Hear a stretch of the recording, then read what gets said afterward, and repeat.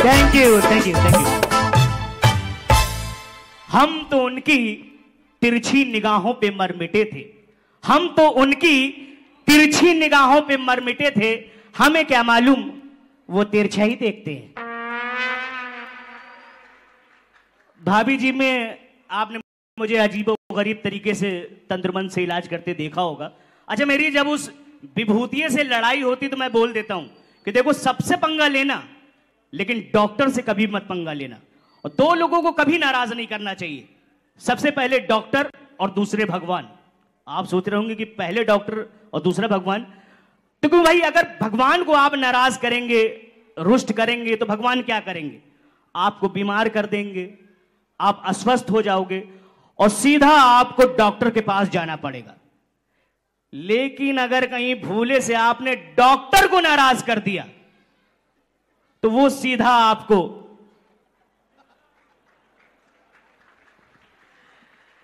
अच्छा, मैं आपको बता दूं कि मैं कानपुर का ही हूं। हम तो अपने ही गांव में आए हैं, अपने ही शहर में आए हैं, तो थोड़ी देर के लिए कुछ और बातें कर ले। कानपुर मुंबई का जो सफर मेरा रहा है, इसमें जो फर्क है, वाकई में बड़ा फर्क है, बड़ा मजा आता है।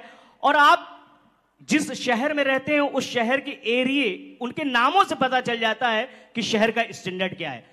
अच्छा, हमारा कानपुर शहर का अलग मजा है। यहां जो ह्यूमर है, अभी तो सारी फिल्मों में आ रहा है, हमारा सीरियल कानपुर पे है, और बंबई के, तो जो हमारे ये दोनों शहरों के इलाके हैं, नाम से पता चलता है कि इनकी क्या कीमत है। बॉम्बे में बड़े अच्छे अच्छे नाम हैं, मरीन लाइन, लोखंडवाला, पाली हिल, बैंड्रा, अंधेरी, काटर रोड, लगता है यार बहुत हाई फाई है। अच्छा, हमारे कानपुर में जैसे ही आप बस से उतरोगे, सबसे पहले गंदा नाला, थोड़ा आगे बढ़े झकरकटी, रिक्शे वाले को आगे बोला भन्नाना पुरवा, झकरकटी, बकर मंडी, भूसा टोली, घसियारी मंडी, पता चल जाता है कानपुर शहर आ गया है।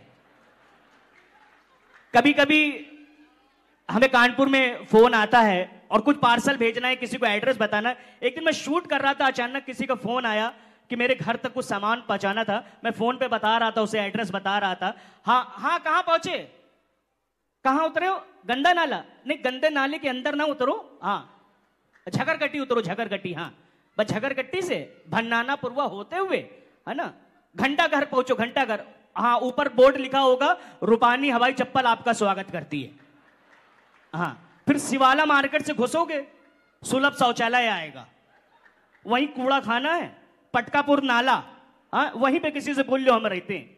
तो हमारा जो मेकअप मैन था वो मेरे पास आया, बोला सर एक बात पूछें, ये बताओ आप ये मोहल्ले में पैदा हुए हो फेंके गए हो? अच्छा लग रहा, जरा जोरदार तालियां बजाइए हमारे कानपुर शहर के लिए, जोरदार तालियां। भाभी जी घर में आप देखते हैं, आपने अलग सोचा होगा, लेकिन आप ये बताइए, जब मैं कहीं शो करने जाता हूं तो ये कंफर्म कर लेता हूं मैं पूरा दिख रहा हूं कि नहीं दिख रहा हूं? दिख रहा हूं ना? नहीं, क्या हुआ, अभी तो मुझे अंदर नहीं घुसने दे रहे थे, कम हाइट है। मुझसे बोलने बेटा अकेले आए हो, मम्मी पापा भी साथ में आए? ये मेरी जो कम हाइट की प्रॉब्लम, इतनी ज्यादा प्रॉब्लम है। अच्छा, जब मैं पैदा हुआ तो कई दिन तक मोहल्ले वालों को पता ही नहीं चला। यहाँ हमारे नीरज शुक्ला, हमारे चाचा बैठे, ये हमारे पिताजी से कई बार पूछते थे, अरे गुप्ता जी क्या हुआ है? हमारे बाप खुद पर यार, हमको खुद नहीं पता चल रहा है क्या हुआ, क्या है, कुछ हुआ है, कुछ तो हुआ है। 6 महीने बाद जब छठी हुई तब पता चला, अच्छा जो इतना से हुआ था वो लौंडा हुआ है। पिताजी हमारे बड़े खुश हो गए, अरे वाह लड़का हुआ यार, 5-6 लड़के, मतलब जो है अब लड़कियों के बाद लड़का हुआ है, अब हमारा बुढ़ापा सुधर जाएगा। थोड़े दिन में लड़का हमारा बड़ा होगा, बुढ़ापे की लाठी बनेगा। आज तक लाठी बनी नहीं पाए, माँ बाप बुढ़े हो गए और 30 साल के बाद आज तक हम गुड्डे के गुड्डे ही रह गए। अच्छा, ऐसा नहीं मेरे पिताजी ने मुझे लंबा करने की कोशिश नहीं करी हो। जिस आदमी ने जो भी राय दी, मशवरा दिया कि भाई अपने लड़के को ये करो तो लड़का लंबा होगा, पिताजी वही करते थे। किसी ने कहा ऐसा करो, बांस का पेड़ लाओ गुरु, समझे, और उसकी जो है ना वो जड़ होती है उसको घोटो, खिलाओ, लड़का लंबा हो जाएगा। ऐसे कुछ नहीं, तो जन्म घुट्टी लाओ, जन्म घुट्टी, हाँ 2-2 चम्मच जन्म घुट्टी पिलाओ, देखो लड़का लंबा हो जाएगा। पिताजी कॉन्फिडेंस में आ गए, सब कुछ कर, किसी ने बताया देखो च्यवनप्राश खिलाओ, बच्चन साहब च्यवनप्राश खाते हैं कितने लंबे, च्यवनप्राश खिलाओ, 2 चम्मच सुबह, 2 चम्मच दोपहर, 2 चम्मच शाम को, 2-2 चम्मच च्यवनप्राश खिलाओ, देखो लड़का लंबा हो जाएगा। पिताजी दे च्यवनप्राश, दे च्यवनप्राश, दे च्यवनप्राश, कई डब्बे खाली हो गए, हम फिर भी बड़े नहीं हुए। एक दिन मेरी माता जी बड़ा गुस्सा हो गई। मेरी माँ इतनी गुस्सा हो गई, गुस्से में आके पिताजी से बोली, सुनो, जितना च्यवनप्राश तुम इसको अभी खिला रहे हो ना, इसके पैदा होने के पहले अगर 2-2 चम्मच च्यवनप्राश तुमने खुद खाया होता तो दिन ना तुमको देखना पड़ता ना हमारे लड़के को देखना पड़ता। शादी के लायक मेरी उम्र हो गई, शादी नहीं हो रही।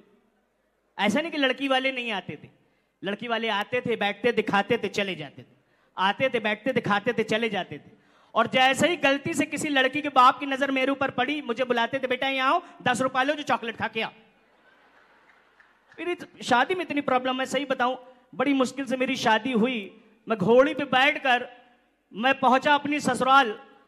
वहां पर बड़े आदर सत्कार के साथ मुझे घोड़ी से उतारा गया। ससुर बड़ा परेशान, इधर उधर देख रहे हैं, पता नहीं क्या देख रहे हैं, क्या हुआ क्या। तो हमका क्या हुआ? अरे बोले साहिबाला तो आ गया, दूल्हा कहाँ है? शादी होने ही वाली थी, मंत्र पढ़ ही रहे थे कि पंडित जी ने जैसे ही देखा मेरे ऊपर नजर पड़ी, उन्होंने मंत्र पढ़ना छोड़ दिया। बोले नहीं, हम ये शादी नहीं करा सकते। हमने कहा क्यों? बोले नहीं, मैं बाल विवाह नहीं कराता हूं, बाल विवाह अपराध है। हमने कहा अच्छा, गंजों का विवाह करा सकते हो और बाल विवाह नहीं करा सकते? बड़ी मुश्किल से मेरी शादी हो गई। मैं आपको बताऊं, जो मेरी बीवी है ना, मुझसे बहुत लंबी है, इतनी ज्यादा लंबी है कि मैं उसके साथ निकलना बड़ा मुश्किल होता है। एक दिन मैं बस पे बैठकर जा रहा था, मैं और मेरी बीवी दोनों बस में बैठे थे, चले जा रहे थे, धपड़ धपड़ धपड़ धपड़ धपड़ धपड़ धपड़ धपड़, बस चली जा रही, धपड़ धपड़ धपड़ धपड़ धपड़। कंडक्टर आया, पहले मुझे देख रहा है, अरे, फिर मेरी बीवी को देखा, अच्छा, मुझे देखा, मेरी बीवी को देखा, मुझे देखा, मेरी बीवी को, और मेरी बीवी के पास जाके कह रहा है कि बहन जी, बच्चे को गोद में उठा लो, नहीं इसका पूरा टिकट पड़ जाएगा। मेरी शादी हो गई, तब मेरी पत्नी ने कहा देखो अब हम लोग परिवार नियोजन करेंगे, ठीक है, हम 2 हैं, हमारे 2 होंगे। मैंने कहा ठीक है, और मैं इसी बात पे कायम रहा। मैंने पत्नी से कहा देखो, हमेशा भाई याद कराता रहता, हम 2 हमारे 2, हम 2 हमारे 2, हम 2 हमारे 2। बीवी एक दिन गुस्से में आ गई, पूछी इधर आओ, यहां आओ, हमको देखो, हमको देखो, हम तो पूरे हैं और तुम अपने आप की शक्ल देखो, हैं? हम पूरे हैं, तुम आधे हो, जब हम 1.5 हैं तो हमारे 2 कहां से होंगे? अच्छा मैं बताऊं कि अभी मेरा बेटा, वो मुझसे कंधे से लंबा हो गया, मेरे कंधे से ऊपर जाता है, लेकिन मुझे रात में कहीं जाने नहीं देता है। उसको लगता है छोटे से डैडी कहीं कोई खो ना जाए। बहुत मैं डरता हूं अपने बच्चे से। तो जब वो सो जाता है तो धीरे से कहीं बाहर निकल के रात में जाने की कोशिश करूंगा, और कहीं मेरे बेटे की नजर मेरे ऊपर पड़ गई तो मुझसे मेरा बेटा बोलेगा, अरे बेटे पापा कहां जा रहे हो इतनी रात में? हमने कहा बेटा वो पान खाने जा। बोले बेटे पापा इतनी रात में ना जाया करो, कोई उठा के ले गया तो हम क्या करेंगे? और मम्मी चप्पल लाओ, हम पापा के साथ में जाएंगे। देखो बेटे पापा जल्दी सोया करो, जल्दी उठा करो, बेटे पापा दूध पिया करो, बेटे पापा ये, बेटे पापा। हमने कहा ये क्या, अपने बच्चे के बाप नहीं बन पा रहे। मैं इस बात से इतना कुंठित हो गया, मैंने कहा यार मैं सुसाइड कर लूंगा, गंगा नदी में कूद कर जान दे दूंगा। इस चक्कर में शुक्लागंज के पुल पे गया और वहीं पे मैंने सुसाइड करने के इरादे से, आत्महत्या करने के इरादे से वहीं से छलांग लगा दी, छपा। मौत वहां पर भी नहीं आई। कुछ मछुआरे मछली पाल रहे थे, उनके जाल में फंस गया। उन्होंने जाल से निकाला और पूछा अरे किसका बच्चा है, किसका बच्चा है? कैसी कैसी औरतें हैं, गंदा संदा काम करती हैं, कलंग गंगा जी में फेंक देती हैं। बोले बेटा हम पालेंगे पोसेंगे, हम तुम्हें पाल पोस कर बड़ा करेंगे। मछुआरों ने कई साल मुझे पाला पोसा, मैं तो नहीं बड़ा हुआ, उनके घर में जो गमले थे उनके पौधे मुझसे 1.5 साल बड़े हो गए। तब उन्होंने कहीं से मेरे घर का नाम पता किया और वापस मुझे घर पे फेंक गए। तब मेरे पिताजी ने कहा बेटा आप एक ही जगह है जहां तुम लंबे हो सकते हो, एक ही जगह है जहां तुम्हारा कद बढ़ सकता है। मैंने कहा कहां? बोले बेटा वो दुनिया है कला की दुनिया, आर्ट की दुनिया, क्योंकि यही वो दुनिया है जहां आते तो छोटे छोटे लोग हैं, लेकिन देखते ही देखते उनका कद आसमान से ऊंचा हो जाता है। Thank you. एक बात मैं आपको बताऊं, जमाने की बात होती, जैसे जैसे जमाना बदलता है लोगों की सोच बदलती। एक पहले का जमाना था, प्यार का इजहार होता था, हीरो हीरोइन को सख्त हिदायत दी जाती थी कि कोई हीरो हीरोइन को छुएगा नहीं, अगर कहीं हीरो ने हीरोइन को छुआ तो पेमेंट कट। तो मसेहरी पलंग होता था, हीरोइन बैठी, हीरो को दरवाजे पे खड़ा कर देते थे और वहीं से हीरो एंट्री करता था और वहां से एक गाना गाता था,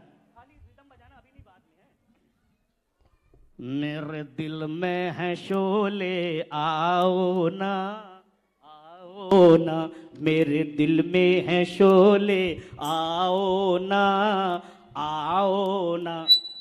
बेचारी हीरोइन बहुत परेशान थी, वो भी मूड में आ गई, मेरे दिल में है शोले, आओ ना। लेकिन दोनों की इच्छा है, लेकिन डायरेक्टर ने बोल दिया अगर हीरो हीरोइन आपस में मिले तो पेमेंट नहीं मिलेगा। कीले ठोक दिए जाते थे, अपनी अपनी जगह पे गाओ। हीरो बेचारा परेशान हो जाता था। आखिर में जब पूरी भड़ास निकल जाती थी, खुद सामने से सरेंडर हो जाता था। मेरे दिल में है ठंडक, ना आऊं ना आऊं, मेरे दिल में है ठंडक, ना आऊं ना आऊं। इतना प्यारा शालीनता का पहले का जमाना था। लेकिन आजकल का जमाना इतना खुल्लम है, जैसे ही किसी हीरोइन की नजर हीरो पे पड़ी, खुले सांड की तरह बोल देती है, और बीड़ी जलैले, बीड़ी ले ले जिगर से पिया, जिगर में बड़ी आग।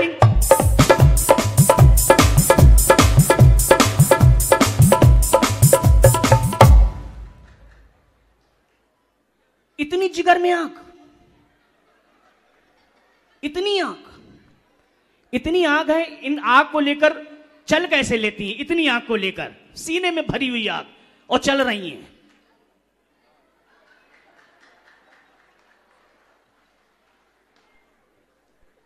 अगर सीने में इतनी आग है, मैं तो कहता हूं इनको रसोई घर में ले जाओ, रेगुलेटर फिट कर दो, कम से कम गैस सिलेंडर से भी छुटकारा मिल जाएगा। थैंक यू सो मच, जोरदार तालियां आपकी।